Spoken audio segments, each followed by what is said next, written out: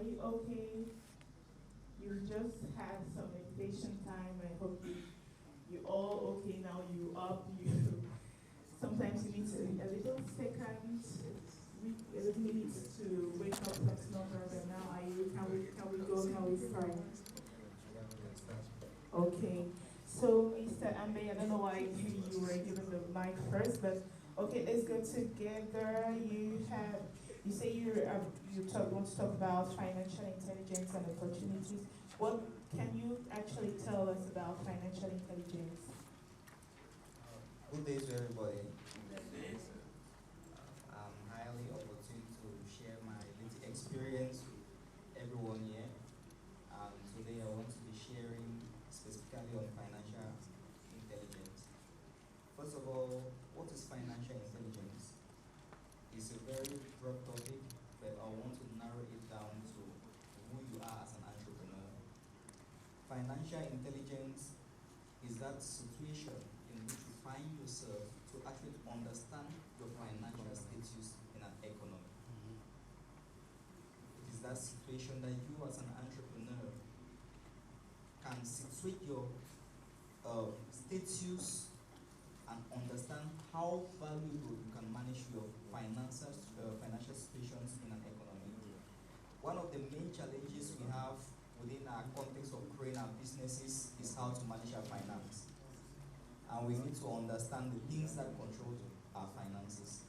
And as we move on today, as we share the floor, or those are the things of be sharing with you guys on how you can actually manage your finance, the things that control your finance, and how you can actually produce more finance. Because you cannot tell me that the day the invitation was sent, one of the first things you thought of was how to make finance available to the year, right? So finance is that part of the economy that brings life to the economy. There's no way we can move forward without talking about it. So that's why. Yeah, okay. So finance is actually the drive force in entrepreneurship. You need the finances. You can have the idea, you can have everything, but you need the finances. So right now at the point where we are, maybe we have the finances. Maybe people want to know how. Maybe if I have 10,000 francs, or this is my earning at this point in time, how do I move from this to having more than that? How do I manage the finance I have? How do I use what I have to get what I want, or to be where I want to be, using your financial intelligence? Is that what you call maybe financial consciousness or something? Now, when we talk about financial intelligence, there are 4 pillars of financial intelligence. Number 1 is your income streams. Number 2, your expenditures. Number 3, your savings. And number 4, your investments. You as a businessman, it's true you have money, you can have money, but how you manage this money is what you need. There are people that have money but they don't know how to manage it.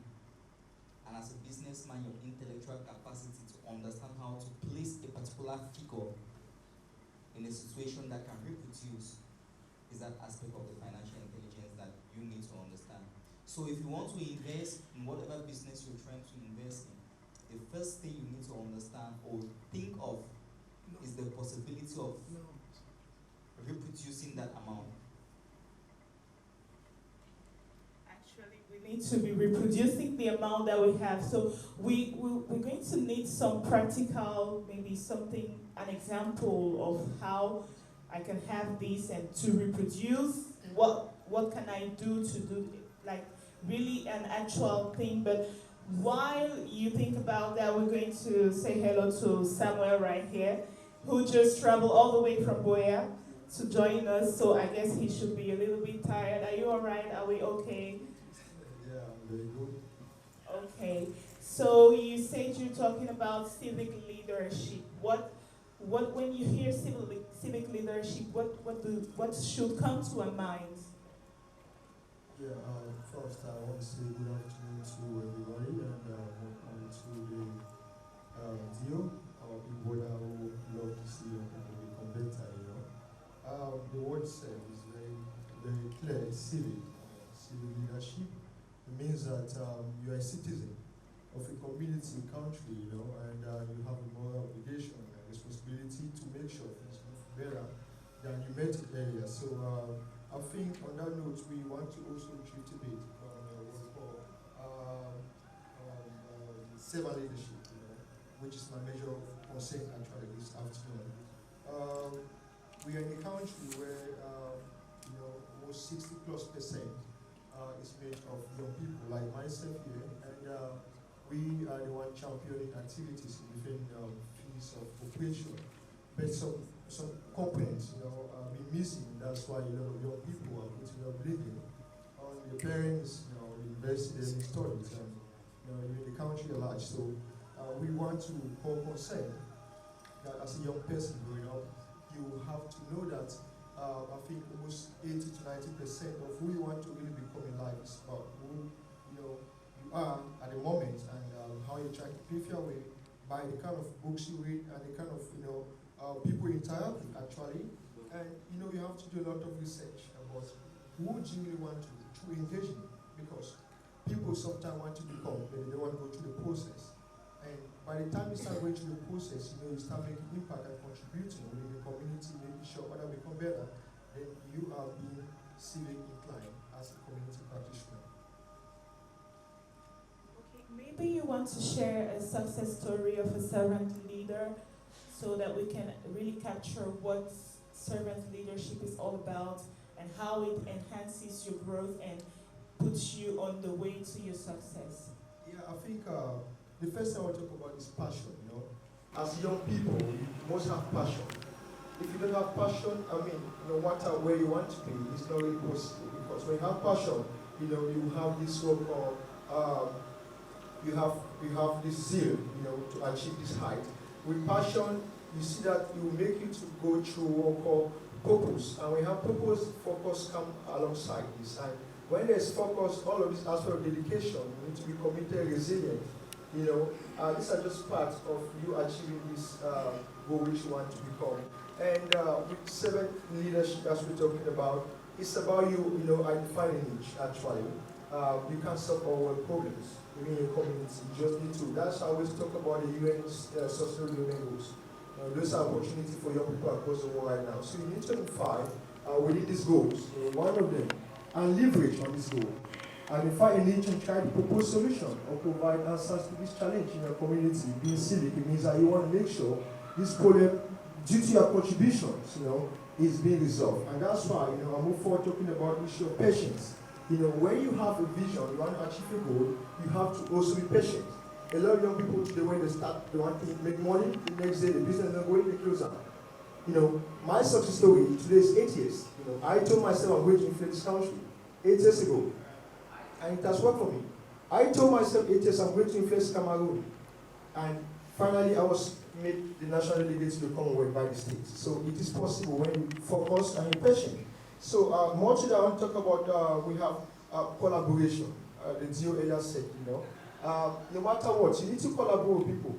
No matter, I always say in my talks that no matter where you've gone through, who you have met, what matters is where you are at the moment. You understand? Where you are, that's your own terrain of influence. You need to connect. You said 8 years ago, you told yourself, I want to make an impact. Can you please tell us how you were thinking 8 years back, and what really you said you wanted to be? When you want to be a servant leader, you need to identify yourself, you need to identify your needs, you need to, all of those things. How did they apply to you to bring you back, bring you now 8 years ahead, and you think you've gone where you wanted to be? And yeah, fantastic. I want to tell you that when I got to university around 2012, I left Moroka where I was studying. And I remember they said, well, there's going to influence a lot of young people because there was a kind of style of fashion in those days. Latest would see different in those days. Where you have to dress as a young man or a young lady. And I told myself, I'm not going to dress this way. I'm going to bring in some new aspect of my life.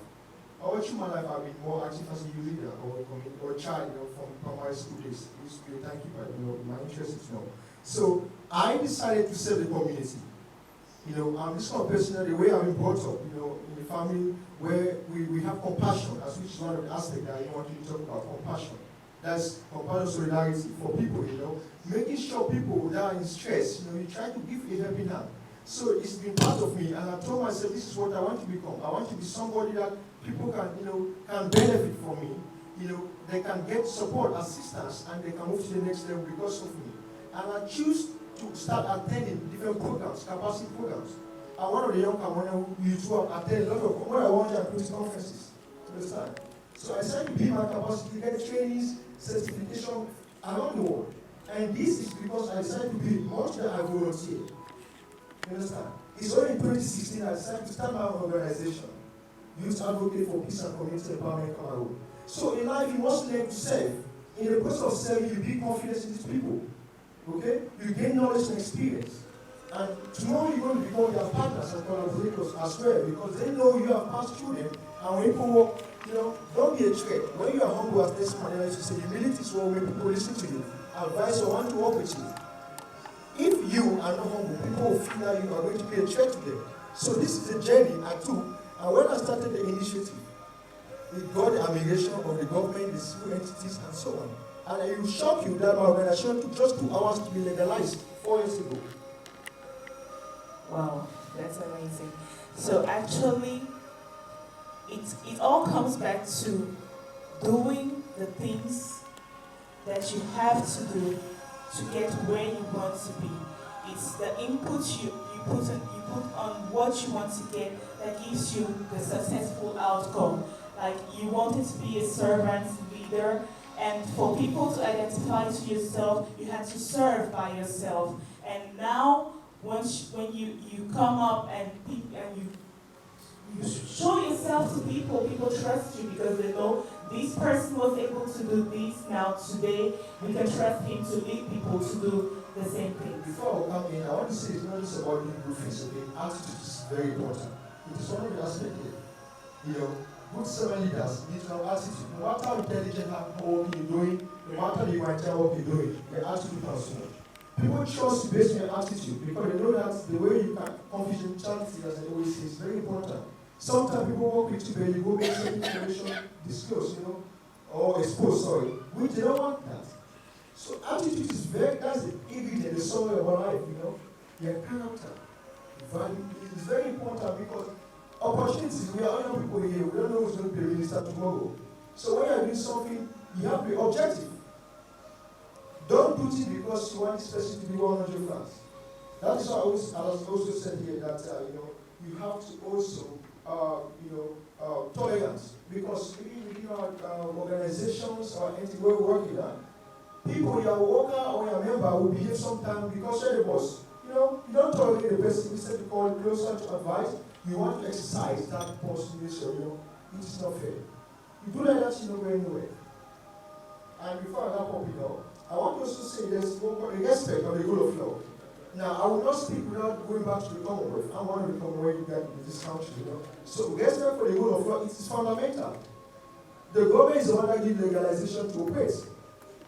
You understand? You are serving as a leader in your community. You must respect the law. If you go against the law, it means you are not fit to be a leader. You work alongside with the law. And as I said about resilience, you know that as you start your vision today, it's not going to yield fruit today.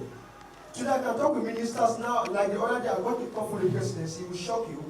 A think ambassador will call me and say, Boju, I've heard somebody told me about you. I want you to recommend somebody to do me this. Now, it is not that I know them, okay? The deal we discover ourselves in Boya, and today I'm here inviting them to share with the youth. It is to tell you that when you are doing your work, be very objective. Don't do things because you want money. I've been to any place in the world not paying 50 francs. That's to tell you that just give me that money will come. Serve people with all your heart. Because when you serve the community, your family and yourself, you are part of this community. Don't take money from people and enrich yourself and say you're serving the community. As I tell us, it is possible. Donald Trump said the word impossible means, the word impossible means I am possible. It's not impossible, it's I'm possible. So it's possible to be a servant leader and also manage your finances. So what can you tell us about this? Maybe somebody who wants to be a servant leader, you're not focusing on the money, but you know the money is supposed to be there. how do you come about with that? First of all, I want to say that as a servant leader or an entrepreneur, money is not your currency. The number one currency of an entrepreneur or businessman is trust. Once the people trust you, then you have the cash. When you build a trust, it's not built in one day, it's built over time, repeatedly, consistently. You fail and you do it again and again, and that's how you get to gain the people's trust. You convert that trust into the currency, physical currency. Because if somebody does not trust you, that person cannot do business with you. If they don't trust you, they cannot make you a leader in the community. So, for you to convert whatever you have, it's your capital. Some people say they don't have capital to run businesses. I want to tell you that the number one thing you need to build first, before any other thing, is your trust. When you build trust, then you build finance. Through trust, you can build the world or the empires you want to build. So it all comes back to your character, to yourself. Everything turns around your own self. You need to be building yourself. So around these days, we have so many challenges with the pandemic and all, and we have people crying out, businesses closing, maybe their investments are going down.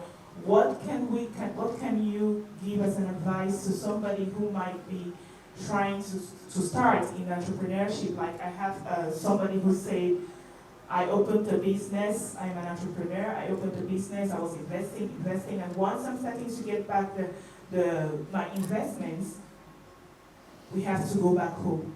We say stay at home. What do I do now?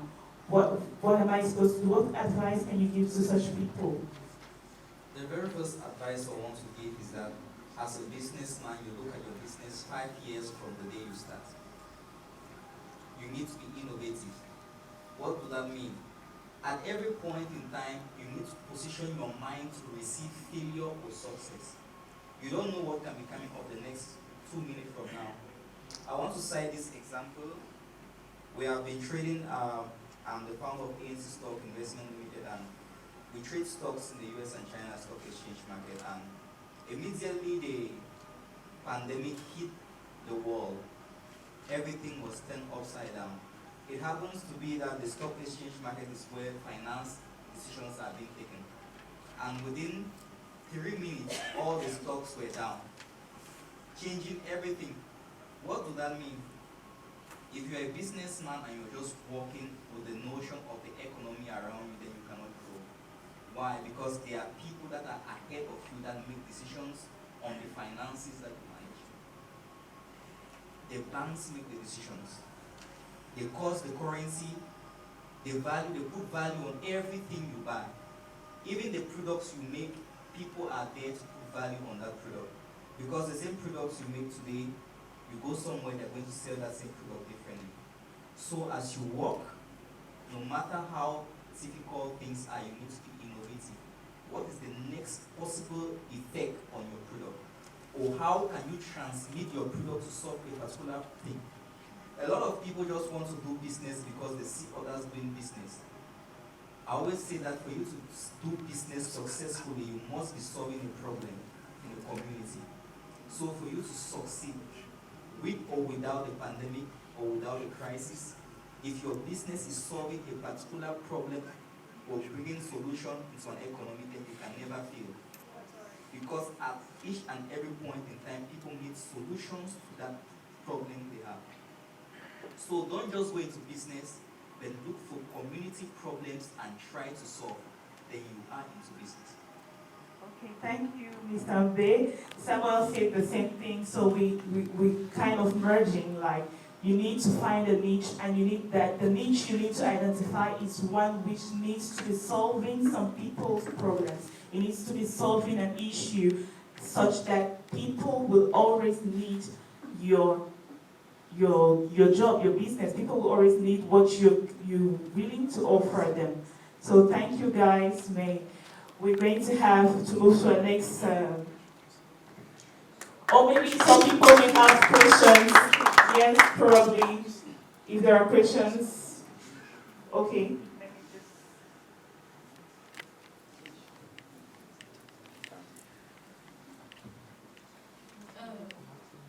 question goes to Mr. Oshni Samuel. So you talk about doing what you're passionate about and forgetting about the finance. But no matter what, I think finance is something that you can never forget, even if you, no matter what you want.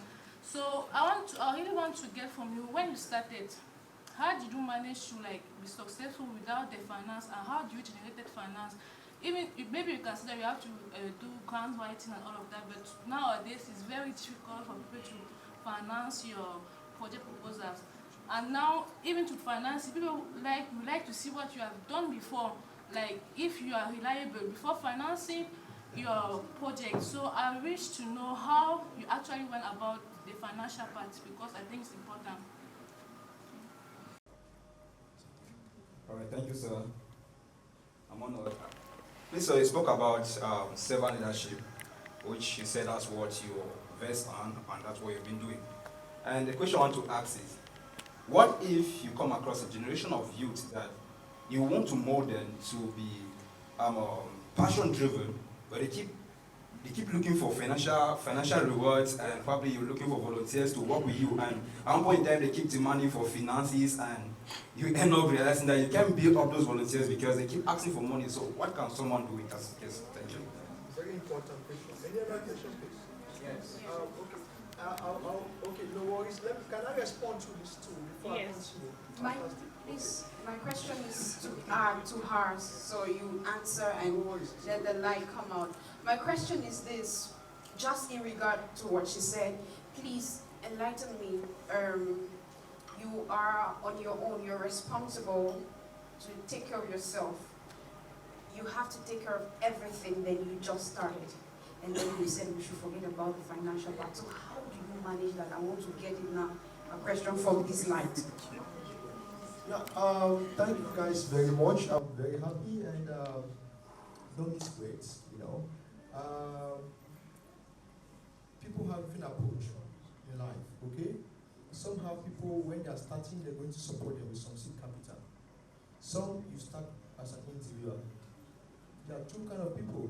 That is why when you start a business and with your friend, that friend is already making millions. It doesn't mean that you're not going to make your own millions.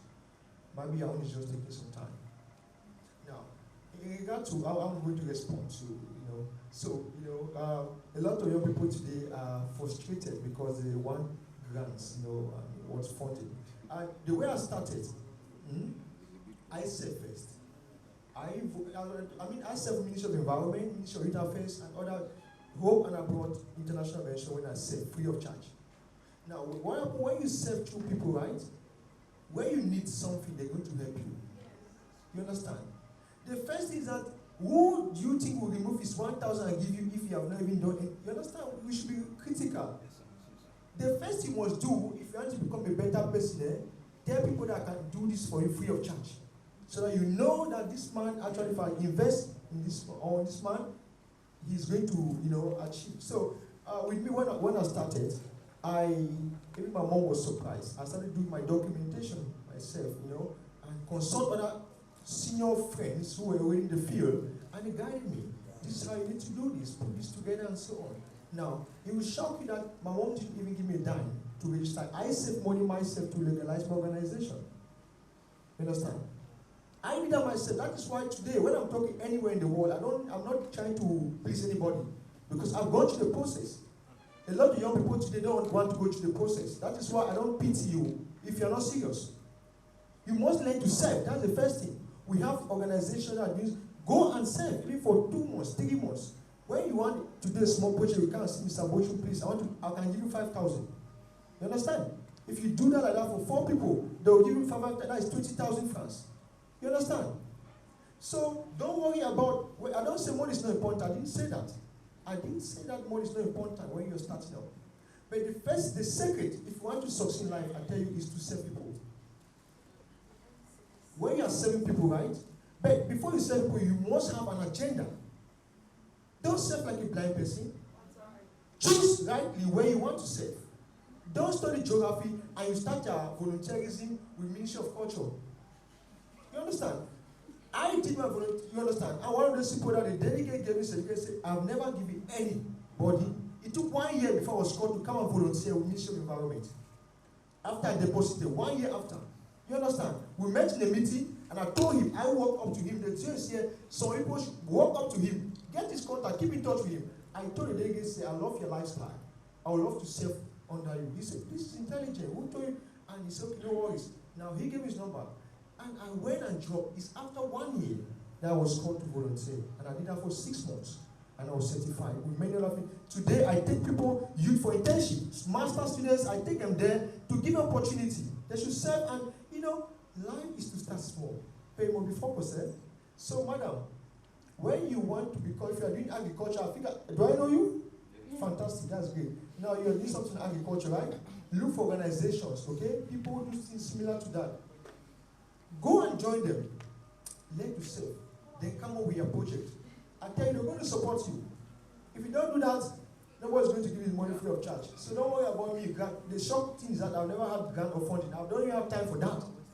My first $1,000 they gave me was free of charge. Someone just loved me the way I was just doing my things, 2017. This guy is too intelligent. Went to the US, sent me $1,000 to get the laptop. It was like magic when I went to exam with magic. 1,000 free of charge. It is possible. Your lifestyle. People should see you the way you do your things, okay? You need to be of face value. Face value. People engage you because they think that when you are there, your presence, your actions command people to get transformed and motivated. I don't have PhD. My friends are doing second PhD. I did not go to school again. I'll go to school anytime I want, but what I do now, okay? PhD people consult with me. So don't worry too much about acquiring too much certificate when you have experience. There's no time as young people. Make a legacy now in what you are doing through the right way. I go for put God first. With 5 minutes, I think I'm summarizing with this question. You have not answered my question.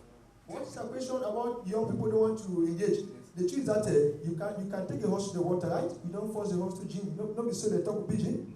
Very important. So the truth is that young people want money these days. There's nothing you can tell them. You understand? It's when you already have a vision. That is why it is difficult for young people who are having a degree to save. Because after degree, nobody give you allowance. True or false?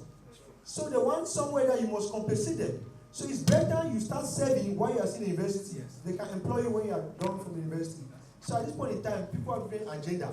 You can't convince somebody that the man know that I'm working for him to become successful. So the man will not want you to tell any story if you have money or not. So don't force them. You keep working on becoming the best of you, because if you compare somebody, one guy said, I want to be like you. Many people come for it, I want to be the Commonwealth ambassador. I say, it's not magic. You cannot be like me. As you are thinking I'm thinking to become something better. So think of being something better for yourself. I didn't write to the government. The government found me what in character and learning. And they appointed me. So it can happen to you. Just be doing your own things. So you understand me, my very good friend? Yes, sir. To your question, just 1 minute, I'm done with you. Did you have a question, please? Yes. What's the question? Okay, you touched a very sensitive point in my life, humility. Oh, fantastic, yeah. People at times get confused between humility. They take humility to be a weakness. So how can you as an individual create a balance at that level? That's a good question. I want to tell you, you must know yourself. When you don't give value, that's what I'm saying, you must make value for yourself. I'm very simple, but when you smash me, you understand me. You get the point? I'm very humble. You understand? But you must make yourself, you must have a distinction where your humility ends. You must know what you want. I'm not talking about being harsh to people, you understand? But you must set your sight even higher from what people are seeing. Try to make sure you do the best. I told someone that when people, right, especially people who are more than you, decide to make you their friend, it doesn't mean that they are foolish. When people who are more than you become humble, right, it is dangerous for you to take it for granted. You understand? When people who are greater and more than you make you their friend, it is a sign to know if actually they can work with you or not. So the fact that the Gio is my friend, I will not say, Mola Masa have for you. No, you don't do that. He is our boss. You understand? So I give that respect. So you understand? My friend, what I'll tell you is that only you know what you want to become. Don't worry too much about people. Just be nice to everybody and help if possible, okay? And pray to God always to help you in your dreams and your agendas. God is going to locate destiny helpers. It is possible for you.